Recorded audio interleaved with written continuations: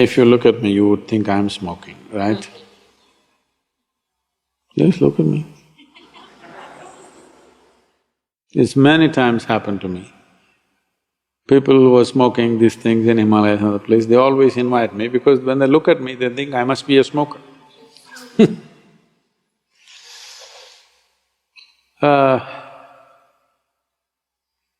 We need to understand this.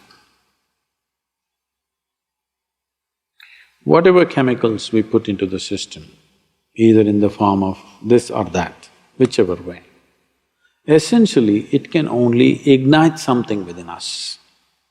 It cannot by itself cause too much to us. Only those kind of things which will put you to sleep totally, like an anesthetic, they work in a different way. They completely knock you down. But all the others which have some sense of experience, they're only stimulating something within you. Now the question is, are you self-start or push-start? If you know how to stimulate yourself, you can sit here in great pleasure. Otherwise, you have to put something from outside. Shiva was not such a cripple that he needed chemicals from outside. He was stoned, no question about that. But by what is another matter. He is not using substance, he is the substance. So, I can make that happen for you. If you can be with me in a certain way, I can have you all stoned out. Because the substance is not outside, the substance is within. So, those who want to emulate Shiva, first they must sit unmoving for 3 months. And then maybe they can smoke also. This happened. Adi Shankara was walking. He's a brisk walker he must have been, because at the age of 32 he left. Before that, from the age of 12 to 32, in those 20 years, he crisscrossed India a few times, from Kerala right up to Badrinath and back and east, west, everything. The man must have been a really brisk walker. To do so much walking in a short span of life, because in between he produced thousands of pages of literature. He must sit somewhere to write all this. So he was walking briskly, behind him a bunch of his disciples trotting. Then he saw outside a village, those days in India, even just about 25-30 years ago, these drink shops, the country drink, usually is arak or toddy, they were only outside the village, never it was brought into the village. Now it's in the village, next to your house, in front of your child's school, they're selling alcohol, that's different. Those days, always it's outside the town. So there a few people will gather and they're drinking.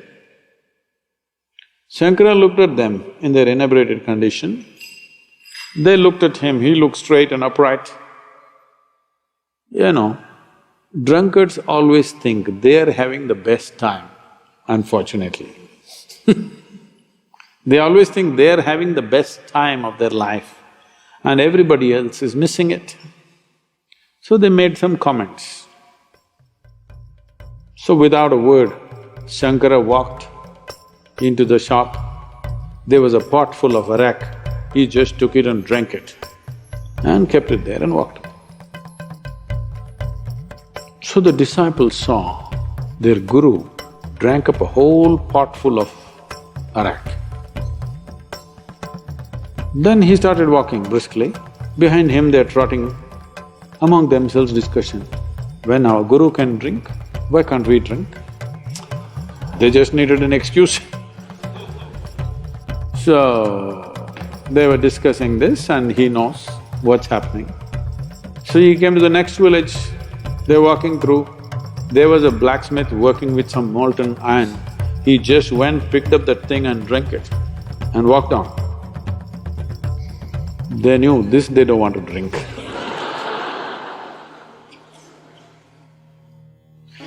So, even if Shiva smoked, I don't think he did. He was stoned for sure. Not with something as petty as some weed. For sure he's stoned, no question, always.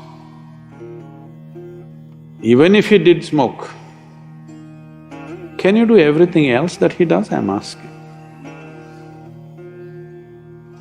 Qualification is 3 months if you can sit unmoving, I will provide you the substance.